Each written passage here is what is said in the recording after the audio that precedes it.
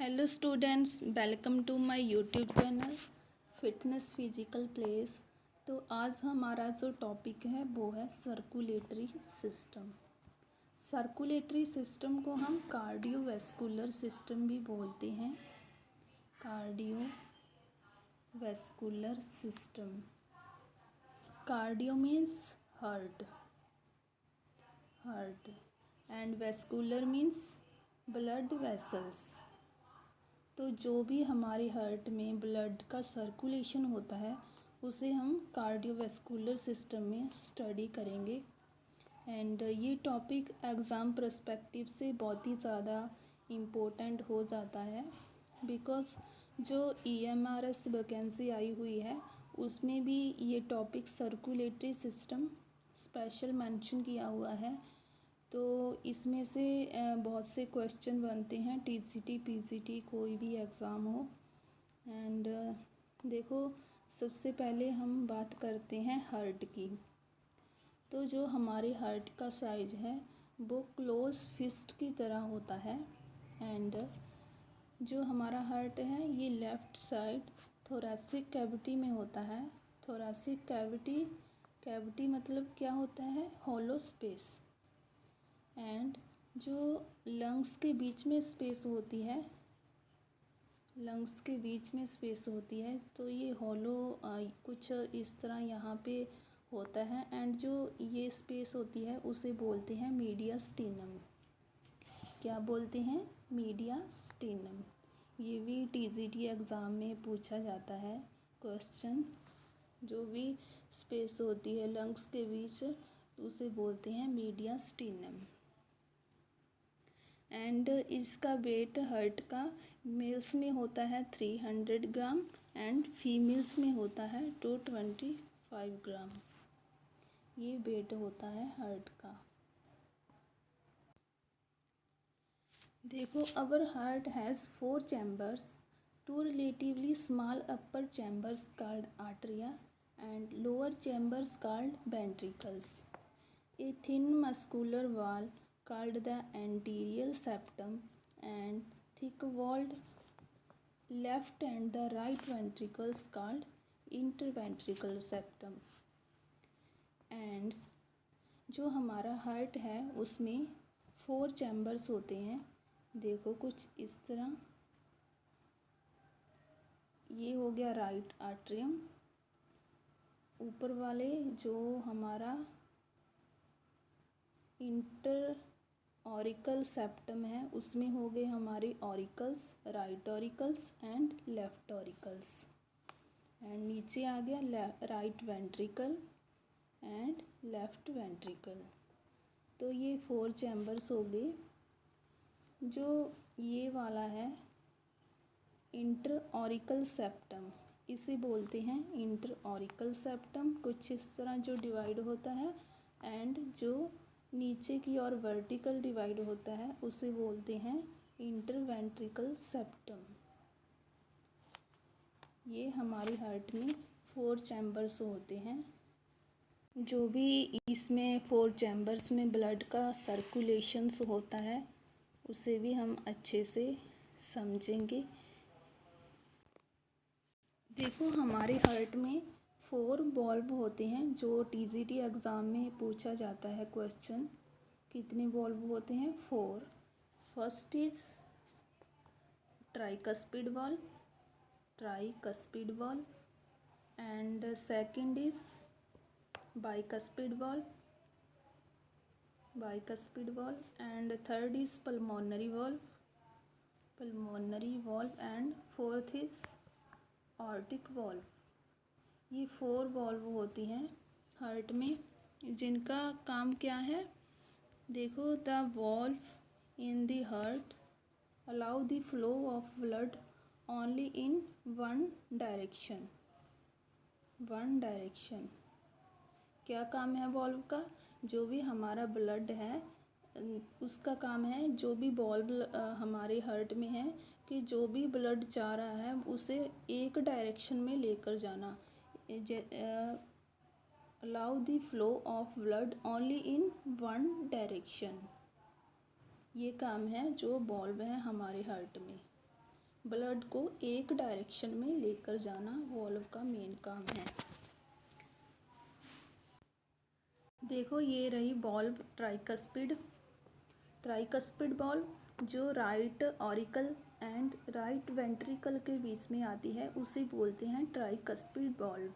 And bicuspid जो left atrium and left ventricle के बीच में आती है उसे बोलते हैं बाइकस्पिड वॉल्व। बाइकस्पिड को और किस नाम से जानते हैं?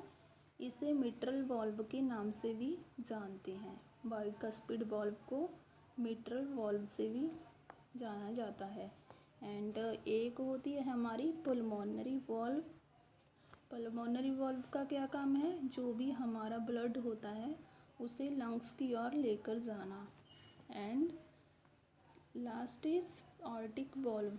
ऑर्टिक वॉल्व जो वॉल्व में हमारा ब्लड जाता है और ऑर्टा उसे पूरी बॉडी में ट्रांसफ़र करती है, ऑर्टिक वॉल्व। तो ये 4 मेन वॉल्व हैं हमारे हार्ट में। क्या काम है इनका? वन डायरेक्शन में ब्लड को लेकर जाना। एंड देखो ये हमारे हार्ट की आ गई 3 लेयर्स। ये भी टीजीटी एग्ज़ाम में पूछा जाता है question. 3 layers. First is epicardium and second is myocardium and third is endocardium. जो एपिकार्डियम है वो सबसे आउटर लेयर होती है, आउटर लेयर। एंड जो मायोकार्डियम है वो सबसे मिडल लेयर होती है। एंड जो एंडोकार्डियम है ये सबसे इनर लेयर होती है। तो ये 3 लेयर्स हैं हमारी हार्ट की। पेरिकार्डियम भी होती है एक, लेकिन इसमें दिया नहीं है। कई बार एग्ज़ाम में सीक्वेंस आ जाता है तो उसमें पेरिकार्डियम भी होता है। पेरिकार्डियम कुछ इस तरह हार्ट के बीच होती है। 1 मिनट। तो इस तरह पेरिकार्डियम से हमारा हार्ट कवर होता है। देखो ये आ गई पेरिकार्डियम सबसे इनर लेयर। लेकिन जो सीक्वेंस है मैक्सिमम टीजीटी एग्ज़ाम में पूछा जाता है वो है एपिकार्डियम, पेरिकार्डियम यहाँ आ गई, एंड मायोकार्डियम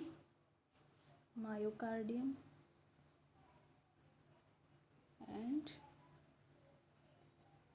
एंडोकार्डियम जो इनर लेयर होती है एंडोकार्डियम।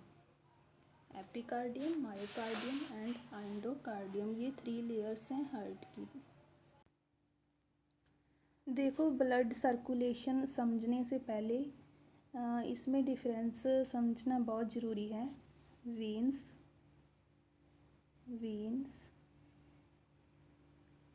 आर्टरीज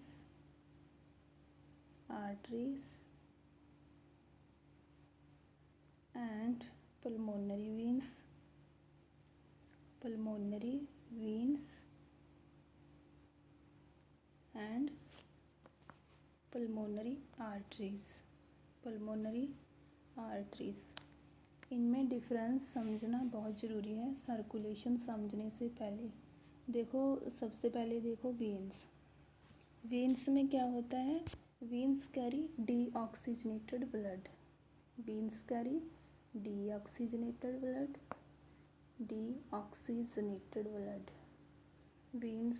डीऑक्सीजनेटेड ब्लड को कैरी करती हैं एंड आर्टरीज ऑक्सीजनेटेड ब्लड को कैरी करती हैं, oxygenated.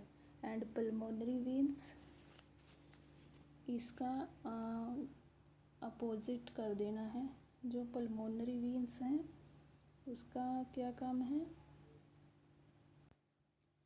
Pulmonary veins carry oxygenated blood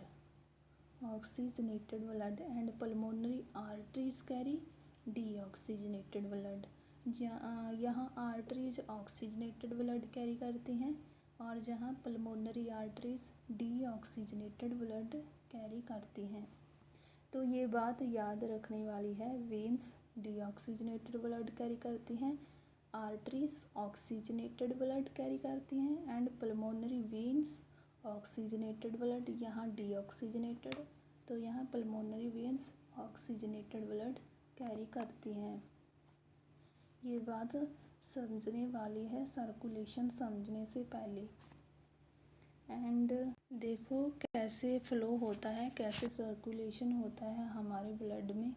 सबसे पहले देखो, blood enters right atrium from superior and inferior vena cava.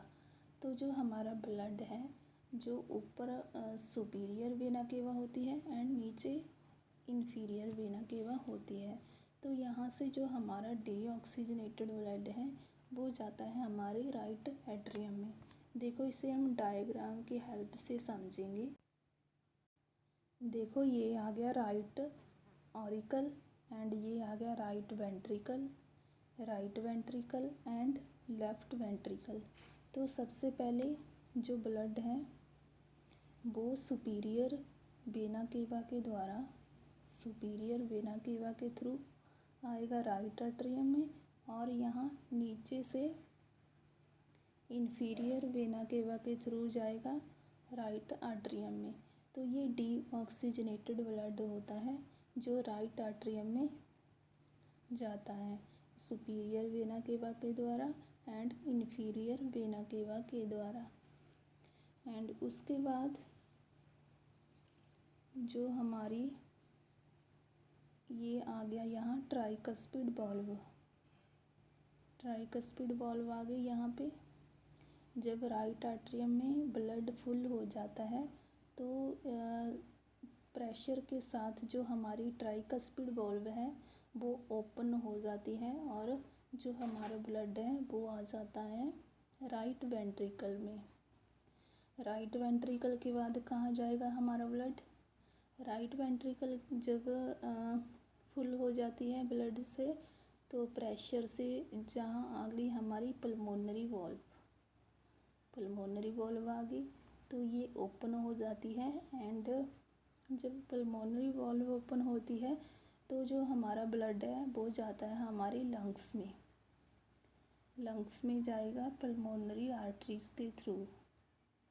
And उसके बाद लंग्स के बाद जो हमारा ब्लड आता है वो आता है राइट वेंट्रिकल में।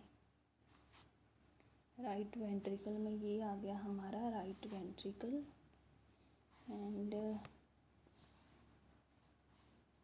राइट वेंट्रिकल ये आ गया। एंड उसके बाद ये आ गई मिट्रल वाल्व आ गई। मिट्रल वाल्व को और क्या बोलते हैं? Bicuspid valve. तो राइट वेंट्रिकल फुल होने के बाद जो बाइकस्पिड वाल्व है वो ओपन होती है और उसके बाद जो हमारा ब्लड है वो आता है लेफ्ट वेंट्रिकल में। लेफ्ट वेंट्रिकल जब फुल होता है तो प्रेशर से जहाँ आ गई हमारी ऑर्टिक वाल्व के थ्रू ब्लड जाता है ऑर्टा में। एंड ऑर्टा से जो हमारा ब्लड है वो जाता है आर्टरीज के थ्रू। हमारी ऑर्टा के द्वारा हमारा ब्लड बॉडी में जाता है तो वहाँ वेन्स, कैपिलरीज एंड आर्टरीज ऐसे हमारा ब्लड पूरी बॉडी में चला जाता है। तो ये हो गया हमारा ब्लड सर्कुलेशन का पूरा प्रोसेस। देखो दोबारा इसे शॉर्ट में समझाती हूँ। देखो सबसे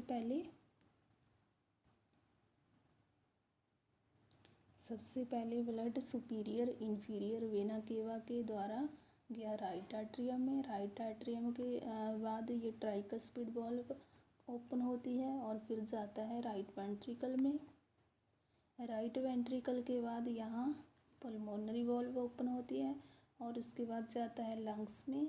लंग्स के बाद आता है राइट वेंट्रिकल में। राइट वेंट्रिकल के बाद हमारी मिट्रल वाल्व ओपन होती है जिसे हम बाइकस्पिड वाल्व भी बोलते हैं। बाइकस्पिड वाल्व ओपन होने के बाद जो ब्लड है वो आ जाता है लेफ्ट वेंट्रिकल में।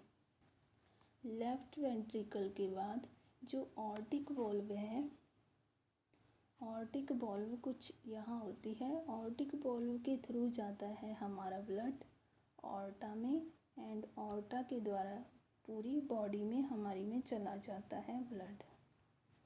तो इस तरह हमारा ब्लड सर्कुलेशन होता है। एंड जो भी हमारा टॉपिक रह गया उसे हम कल कवर करेंगे। ये एक वीडियो में कवर नहीं होता, मैं पूरी डीप में अच्छे से स्टडी करेंगे हम ब्लड सर्कुलेशन को।